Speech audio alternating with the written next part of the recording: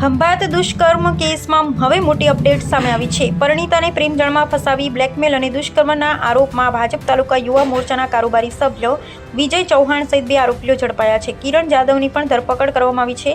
જોકે આ સમગ્ર કેસમાં પોલીસની કામગીરી સામે પણ ગંભીર સવાલો ઉઠ્યા છે। પીડિતાને નિવેદન લેવાના બહાને બોલાવી પોલીસ ઇન્સ્પેક્ટરની ચેમ્બરમાં આરોપીઓની હાજરીમાં પૂછપરછ કરવામાં આવી હોવાનો આક્ષેપ છે।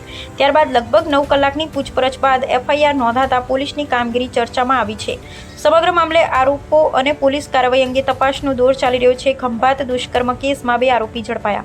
ભાજપ તાલુકા યુવા મોરચાના કારોબારી સભ્ય વિજય ચૌહાણ ઝડપાયો।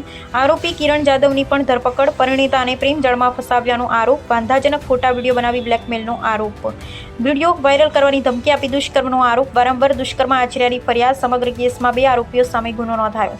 પીડિતાને નિવેદન માટે પોલીસ મથકે બોલાવ્યાનો આક્ષેપ। પીઆઈની ચેમ્બરમાં આરોપીઓની હાજરીમાં પૂછપરછનો આક્ષેપ। આરોપીઓની હાજરીમાં પીડિતાની પૂછપરછ કેમ? લગભગ 9 કલાક સુધી પૂછપરછ બાદ એફઆઈઆર નોંધાઈ। 9 કલાક બાદ એફઆઈઆર થતા પોલીસની કામગીરી સામે સવાલ। પીડિતાની પૂછપરછની પ્રક્રિયા સામે ઉઠ્યા સવાલ। પોલીસ કાર્યવાહી અંગે અનેક સવાલો ચર્ચામાં। હાલ સમગ્ર મામલે પોલીસ તપાસ ચાલુ।